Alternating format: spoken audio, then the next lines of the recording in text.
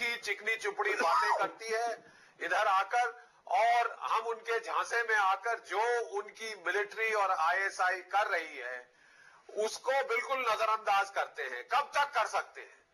देखिए, आपका अगर आप 1980 की दशक से देखें तो अभी तक कोई 66,000 भारतीय, बेकसूर भारतीय जाने आतंकवाद, पाकिस्तान से स्पॉन्सर्ड आतंकवाद के जरिए खलास हो गई है, मारे जा चुके हैं यहां पे।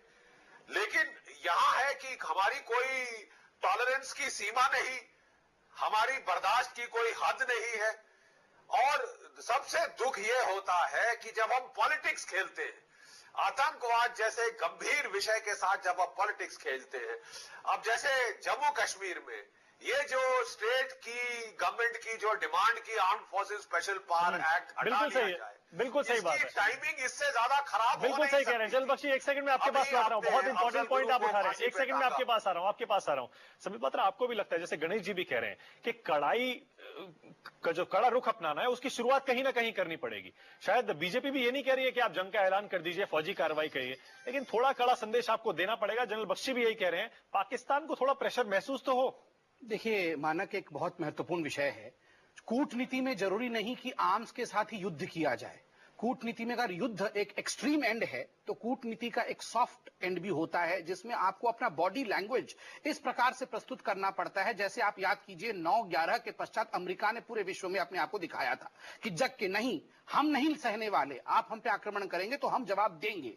हिंदुस्तान का बॉडी लैंग्वेज आप देखिए, एक सॉफ्ट स्टेट का जो बॉडी लैंग्वेज होता है, हमेशा से ही हिंदुस्तान का बॉडी लैंग्वेज वैसा ही है। और आपने भी अपने चैनल में 4 दिन पहले दिखाया था जो हैंडशेक, वो हैंडशेक एक सॉफ्ट स्टेट का बॉडी लैंग्वेज दर्शाता है। जगदम्बिका पाल जी, आपको भी लगता है कि शायद पाकिस्तान में भी अब ये समझने लगा है कि भारत इस पॉइंट के बाद आगे जाएगा नहीं, प्रेशर बनाता रहेगा, अंतर्राष्ट्रीय मंचों पर प्रेशर बनाने की कोशिश होती रहेगी, बयान आते रहेंगे, डॉसिए आते रहेंगे और हाई कमीशन में विरोध जताया जाता रहेगा, इसके आगे कुछ होगा नहीं, इसीलिए वो भी लोग नहीं सुधरते हैं?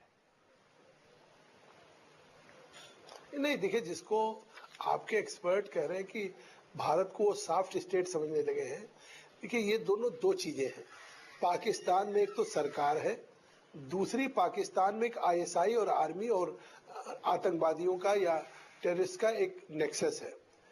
इसमें तो कोई दो राय नहीं कि आज पाकिस्तान की सरकारें कमजोर हैं और वहां पे कहीं न कहीं उन सरकारों के एक समानांतर जो आईएसआई और आर्मी का और एक नेक्सस है और आतंकवादियों का, चाहे लश्कर-ए-तैयबा हो, चाहे हिजबुल हो, चाहे और जो तमाम आतंकवादी संगठन है, तो क्या अगर भारत आज उन्हें रिकॉग्नाइज कर रही है, उनके साथ निगोशिएशन कर रही है, उनको दबाव डाल रही है कि आप कार्रवाई करें, तो हम चाहते हैं कि पड़ोसी मुल्क में डेमोक्रेसी रहे, चुनी हुई सरकार आतंकवाद के खिलाफ कार्रवाई करे। आज इसलिए वो अगर वो जियारत पे आए तो एक सामान्य शिष्टाचार प्रधानमंत्री के रूप में विदेश मंत्री ने दिया या सेकेंड किया, तो इसका ये मतलब नहीं कि कोई भारत सॉफ्ट स्टेट है। जगदम्बिका जी, पॉइंट आपका क्लियर है। जनरल बख्शी, जगदम्बिका जी, ठीक है, पॉइंट बहुत क्लियर है। जनरल बख्शी, ये बात तो देखिए समझ में आती है कि पाकिस्तान में डेमोक्रेसी जब तक रहेगी हिंदुस्तान को सूट करता है। वहां पर आईएसआई और आर्मी किस कदर हावी होकर, अगर वहां कू होता है, जो भी होता है, वहां पर अगर इस तरह के हालात खराब होते हैं तो भारत के लिए अच्छा नहीं है। इसीलिए वहां पर डेमोक्रेसी को मजबूत करने के लिए ऐसा लगता है भारत को वहां की सरकार को एंगेज करके रखना ही पड़ेगा।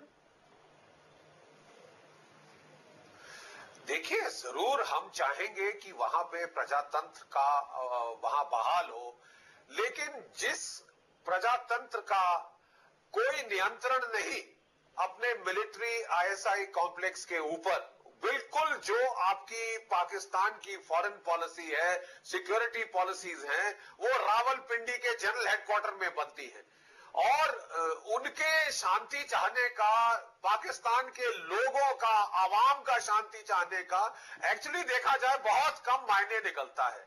रिजल्ट ये है कि हम क्या कीमत पे करना चाहते हैं, कितने अपने सिटीजन्स को आप मरवा सकते हैं। देखिए, वहां 160 मारे गए मुंबई में, हमने कुछ नहीं किया। पहले हमने बोला कि नहीं साहब, आपको इसके खिलाफ, आतंकवाद के खिलाफ ठोस कार्रवाई करनी पड़ेगी, कोई कार्रवाई नहीं करी। शराम अल शेख में हमने बात दोबारा शुरू कर दी। बहाना यही दिया जाता है कि जो प्रजातांत्रिक संस्कार